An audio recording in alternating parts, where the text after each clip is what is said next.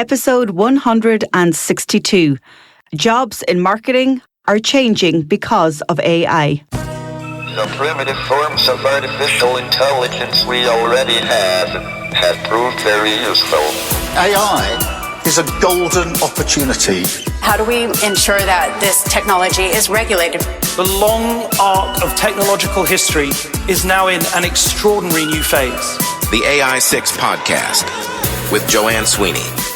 What happens when your next marketing or comms interview isn't about campaigns or channels or public trust, but about your AI competence and confidence? Are you ready to answer? Hello and welcome back to AI6. In today's long listen episode, I'm sharing a recent interview from my weekly digital download slot on Good Morning Dublin with Michael O'Kane on Dublin City FM. The question we tackled, marketers, is your CV future-proof? I just wanted to mention that my new book, AI Playbook, is a great place for you to start. I wrote it deliberately to help you progress your communications or marketing career, and it's now available to pre-order at aimarketingplaybook.ie.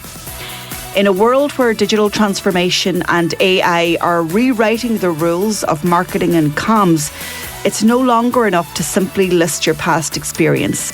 You need to demonstrate adaptability, agility, digital and AI skills, and a forward-thinking mindset.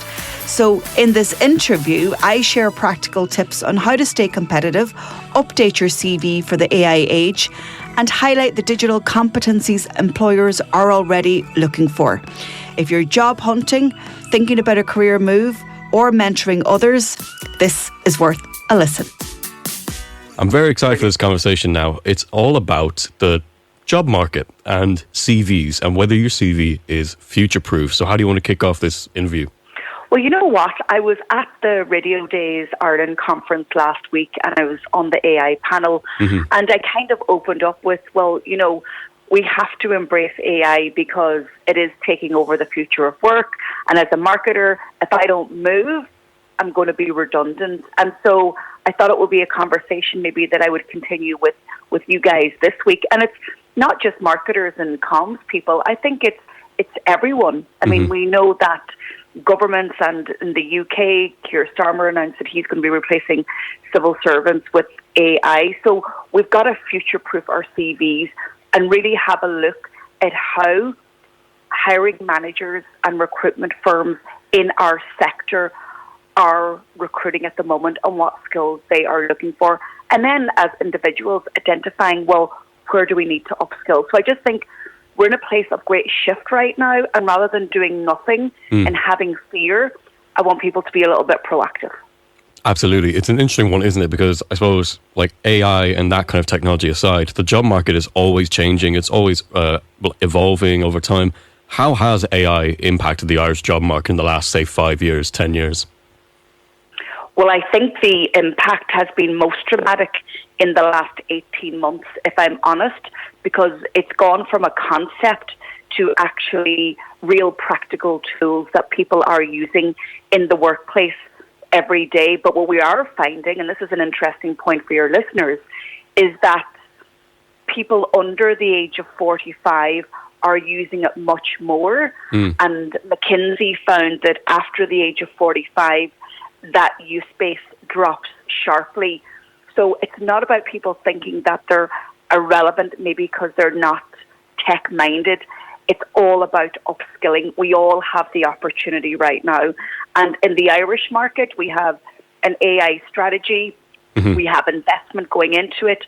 The government have declared that they want to upskill their own staff and the public service. So it's just a reality that we need to accept and adopt. Can you maybe give us some examples of that, Joanne? I know, like a week or two ago, we were discussing the kind of how your average Irish person is using AI. We were talking about, you know, you mentioned on air about how, you know, Irish people are using it far more as their kind of default search engine and these kind of things. Can you maybe give us some like examples of exactly how AI is being used in the workplace now in the last 18 months? Well, it's really becoming our writing assistant. So if you think about ChatGPT, how that works, it uses machine learning, and what it can do is it can predict the next word. So if you're not a natural writer, so if you've got to write an email and you spend 10 minutes thinking before you even write, it can be a real friend. You can even dictate. So it's got, if you use the mobile app, it's got a voice option. So if you tap on the microphone, you can just say what you want it to write, and it can structure it. Your spelling will be perfect if you tell it to write in UK English, and you can tell it what tone of voice to write in, so conversational or professional, and you can give it little tips and give it context. So it's a very good writing assistant. For marketers and people like me, it can do more sophisticated things. So, for example, if I'm looking at monthly social media reports, which I do, and I'm looking at data from 5 social networks over 30 days, reach, engagement, video views, view-through rate, click-through rate, that's a lot of numbers. You know, there are AI tools there that will actually give you insight and take out top takeaways. And then if we move to generative AI and image and video generation, you can actually go into ChatGPT, and it has a GPT now for CapCut, and many of your listeners might know CapCut as a video editing app. Yeah. You can actually write in, create a video for me to promote my tourist business.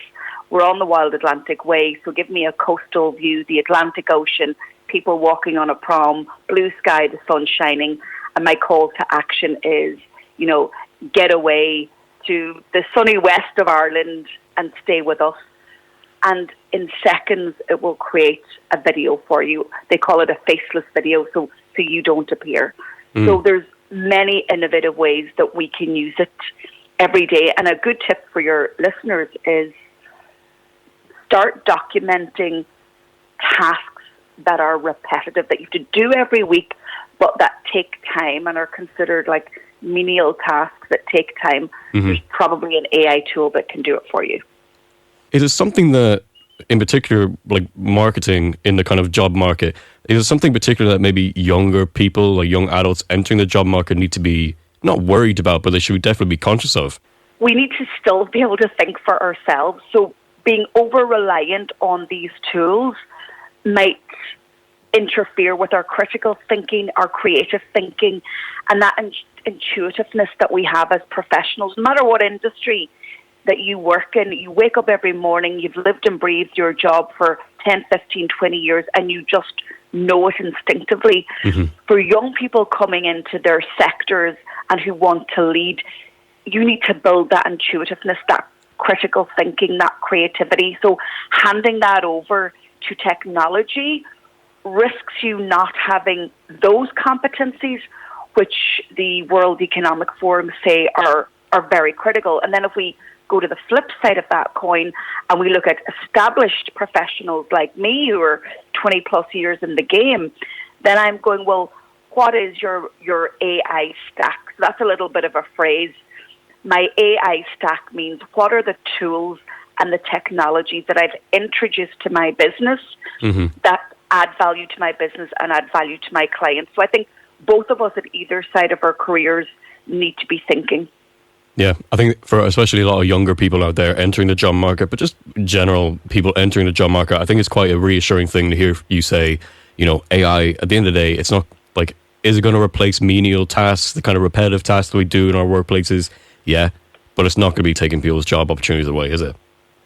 No, it's not. But, you know, the person that might be on a shortlist for a job and an interview, the person that maybe also understands AI and has practical experience of using it, they might just have the edge. But absolutely, human oversight, human input is absolutely critical. But it's just about us tweaking and upskilling to be relevant right now.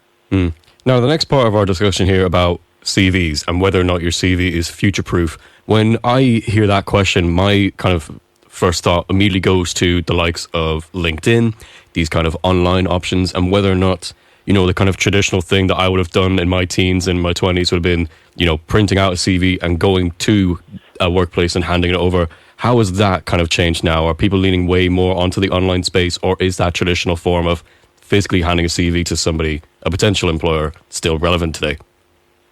Well, what I would say is maybe it depends on the sector. So if you're, maybe just turned 16, you're looking for your first summer job, that face-to-face, not walking in with your CV or, giving them a QR code where somebody can scan and have a look at what experience you have will always be important.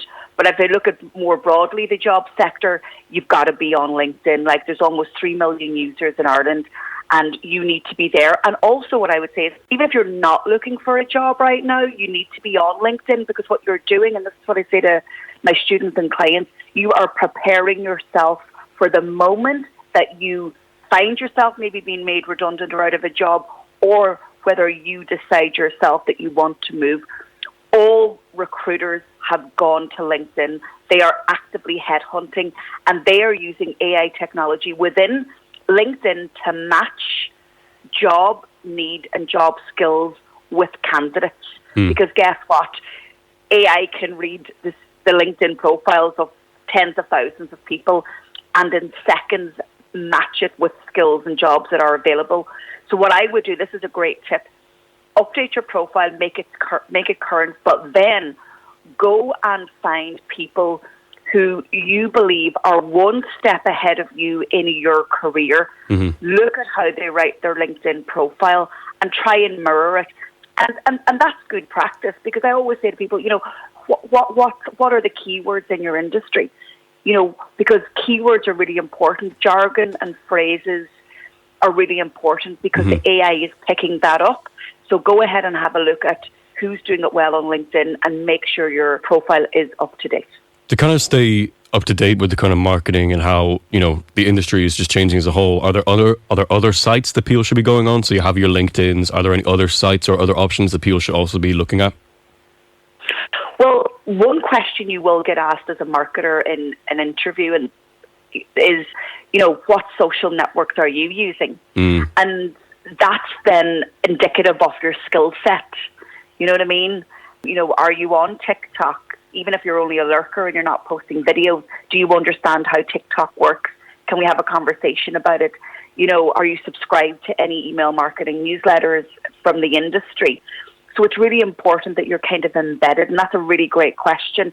Where else should marketers be? Well, you should be hanging out where the industry hangs out, and that will help you articulate what's going on and where the industry is going, because marketers now are just not taskmasters, because AI can do the drudge, right? We need to be strategists, data analysts, and creative thinkers. So being in the know of how your industry is moving also gives you edge. And another tip, talk about it. Talk about how your industry is changing on LinkedIn. Don't use it just as a place to have your digital CV. Begin having a voice. So post once a week and engage and build your network, because it's really easy, and 10 or 15 minutes a week consistently will serve you well. You kind of hear this a lot, but LinkedIn is basically like a social media platform for businesses and employers and employees, isn't it? 100%. And people get handpicked all the time. Recruiters slide into people's DMs and say, hey, I've had a look at your profile. I've seen your updates over the last number of months. I have a client who I think would be very interested in you. Can we set up a call? Yeah. So the opportunities will come to you if you deliberately create your own visibility. It's amazing, isn't it? A friend of mine, actually, I was just meeting him there last night, and literally in the space, like just in this week, employer from Manchester saw his LinkedIn and reached out to him through LinkedIn. So it's definitely an important option for any marketers out there to keep an eye on. Where do marketers go to kind of get this information and to stay ahead of the industry? Because that is so important as well. Well, it is. So first of all, what I would say is, how do you like to consume content? And be prescriptive about what content you consume. So for me, I'm a huge fan of podcasts, because I can consume on the go while I'm working at my desk, in the car, or pottering around the house doing housework. So I love a good podcast. And I think I should plug my own AI 6 podcast if you want to keep up to date with AI in just 6 minutes a day. But there's some great social media newsletters, and one that I subscribe to is called Social Media Today. and that just tells me what's going on in social media. And then there's an excellent guy from Adobe on LinkedIn. He's called Andy Lambert. Okay. And he's from the UK, but he's amazing.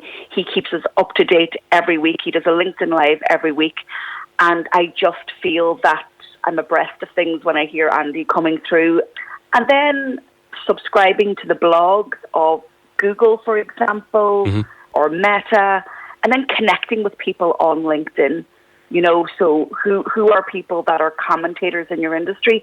Make sure you're connected with them, because then you will see their posts and feed. But just a reminder, subscribe to content that is your preference, written, video, or audio. You were kind of touching on it there, but like kind of that balance between having that kind of online platform, that online portfolio versus networking and getting your voice out there and getting your image out there. How do you balance those things? What's your advice?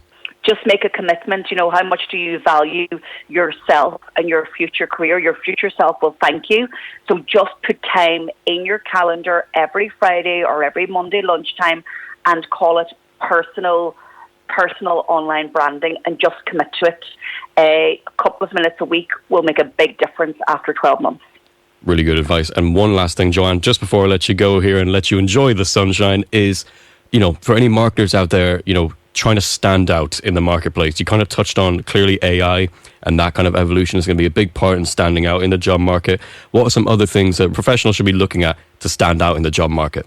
I think you should turn your experience into case studies and stories and start sharing them. I mean, we're all writing stuff, right? We're all writing stuff, but show up on video and just say, hey, here's one change I've seen in my industry, and here's how I'm adapting, or here is how I've helped a client. People love a case study because there's great learning in it. Yeah, and I suppose video as well, like that's such a big part of just social media, but also the market is being able to actually physically see somebody, whether it's on a video or whatever. That kind of platform is huge. Joanne Sweeney, thank you so much as always for joining me here on Good Morning Dublin. If anybody wants to connect with you and connect with the Digital Training Institute, where can they find all that information? Well, definitely LinkedIn, and you can go to digitaltraining.ie.